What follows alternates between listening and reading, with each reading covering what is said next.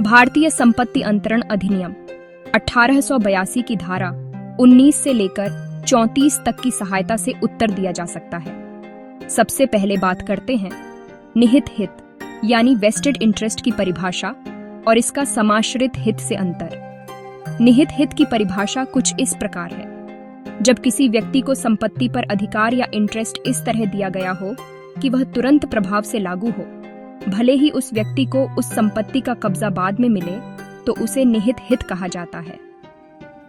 धारा 19 के अनुसार जब एक व्यक्ति के पक्ष में संपत्ति इस तरह स्थानांतरित की जाती है कि वह तुरंत लागू हो, चाहे संपत्ति का अधिकार भविष्य में मिले और स्थानांतरण की शर्त पूरी हो गई हो या बिना शर्त हो, तो वह निहित हित कहलाता है। उदाहरण के तौर पर अगर ए कहता है कि मैं 1 लाख रुपए बी को दूंगा जब वह 18 वर्ष का हो जाएगा, अगर बी की उम्र 10 वर्ष है तब भी उसका निहित हित बन चुका है, क्योंकि उसे यह संपत्ति निश्चित रूप से मिलनी है, केवल कब्जा बाद में मिलेगा। अब बात करते हैं समाश्रित हित यानी कॉन्टिंजेंट इंटरेस्ट की। इसकी परिभाषा है जब किसी व्यक्ति को संपत्ति का अधिकार इस पर निर्भर हो कि कोई विशेष घटना घटे या न घटे, तो ऐसा हित समाश्रित कहलाता है। यह हित तब तक नहीं बनता जब तक वह घटना घटित न हो।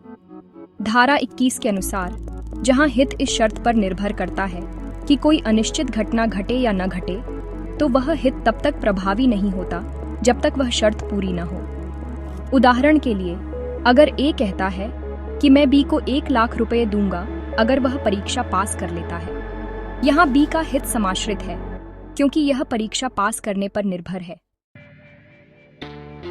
अब समझते हैं निहित हित और समाश्रित हित में क्या अंतर है।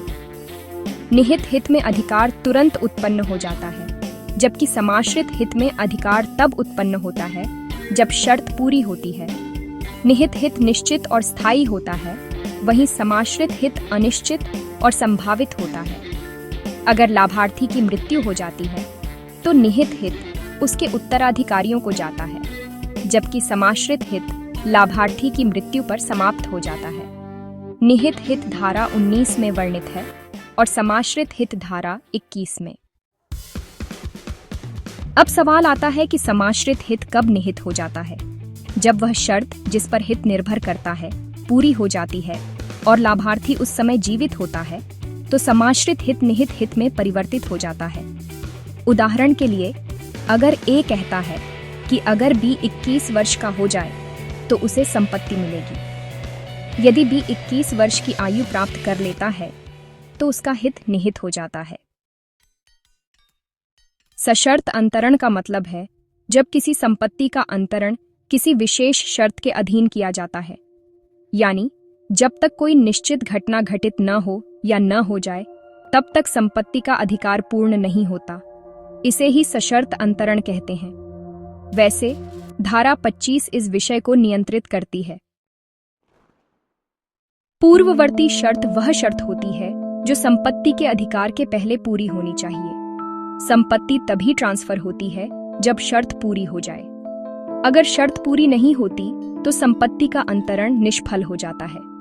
उदाहरण के लिए ए कहता है कि अगर बी विदेश जाकर डॉक्टरेट करे तभी उसे संपत्ति मिलेगी। यह पूर्ववर्ती शर्त है। पश्चातवर्ती शर्त ऐसी शर्त होती है जो संपत्ति का अधिकार मिलने के बाद लागू होती है। यदि वह शर्त पूरी हो जाती है तो प्राप्त किया गया अधिकार समाप्त हो जाता है। उदाहरण के लिए ए बी को संपत्ति देता है, यह शर्त रखते हुए कि अगर वह शादी करता है तो संपत्ति वापस ए को मिल जाएगी। यह पश्चातवर्ती शर्त है। पूर्ववर्ती व पश्चातवर्ती शर्त में अंतर यह है कि पूर्ववर्ती शर्त अधिकार बनने से पहले पूरी होती है, जबकि पश्चातवर्ती शर्त अधिकार बनने के बाद लागू होती है।